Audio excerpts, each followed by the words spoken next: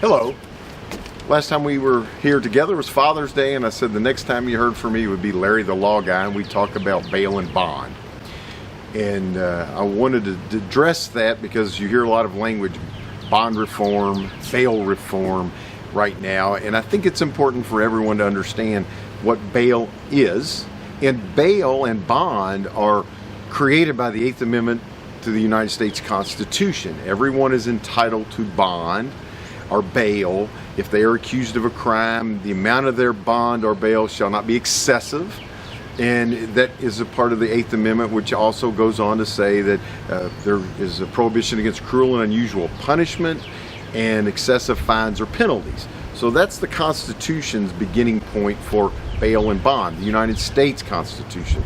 Each state has adopted their own constitutions, and in Indiana, our Constitution actually, for the Section 16, which is our bail bond piece of the Constitution, has a little bit more expansive rights than the United States 8th Amendment. And in Indiana, the Indiana Supreme Court just last year adopted a trial rule. It's pretrial release, and it's Trial Rule 26, and it actually sets out a presumption that all individuals who are accused of a crime shall be either released with a promise to return without a money bail, or that their bail should be in an amount, in a surety or a money amount that is reasonable, and they set out the criteria that should be used. And you should be only subjected to higher bail or bond if you are on probation, if you have a prior criminal history and an offense is pending, or if it's murder or treason. So there's a recognition by the courts, a recognition by our Supreme Court in Indiana and the Constitution, and by the Section 16 of the Indiana Constitution, that bond or bail should be used only to ensure that an individual accused of a crime returns to court. And that is the purpose of bond or bail. It should be in an amount that is such that that person that is accused has a stake in returning to court and assisting in their defense. But it is supposed to be based upon that individual's ability to pay. So this idea that bond should be assessed that's standard across the board should give way to the idea that what a person is accused of and their ability to pay should be what is considered.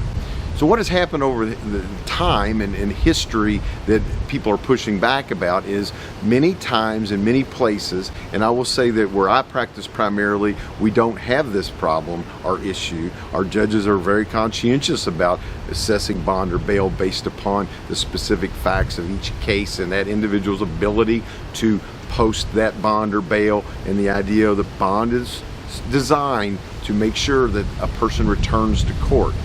But what has happened in other places and in other jurisdictions, that's the pushback, is bonds are high, and poor people who don't have the ability to post a bond, suddenly they're incarcerated and they're waiting for trial. And many times what occurs is this: a person can't post bond. They may be absolutely certain in their heart that they're not guilty, in fact aren't guilty, but after they've sat there for a period of time and they haven't been able to get out of jail by posting bond, they give up and they take pleas. So that is this whole concept, I believe, that you're hearing about bond and bail. The idea that there are places where judges aren't setting bond in cases in following the constitutional language. No bond shall be excessive, and everyone is entitled to a bond. And in Indiana, bonds should be related to very specific things: person's connection to the community, their criminal history, whether they're a danger to themselves or others, and whether or not that they have shown a disdain for the court in their historic past, not come to court in other cases, or they're on probation or parole. So bond reform isn't so necessary, I don't think, but courts and judges using the language in the Constitution and using the language in the rules and applying them in a case-by-case basis and doing the right thing based on that is what needs to begin to happen. And that's not a statement that all judges, again, where I practice law, we have a very reasonable judiciary that seems to be cognizant of and aware of and very open to the idea that the purpose of bond is to make sure people come back. Big differences all over. In southern Indiana, we have one set of types of bonds that you can expect in cases. When you cross the bridge to Louisville, Kentucky, which is a much bigger place, bond sometimes there is a tenth of what it is in Indiana where we are for the same type of offense.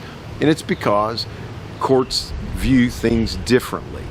And they should. It should be a case-by-case basis based upon a person's history for displaying disdain, their history for being involved in criminal activity, their connection to the community, and then the amount of bond should be based upon that person's ability to post bond.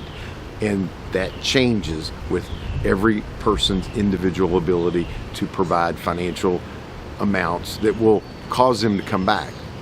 That being, $10,000 to one person may be the same as $100,000 to another. If I put $10,000 up and $10,000 is like 100 to me, then that's a reasonable bond for me.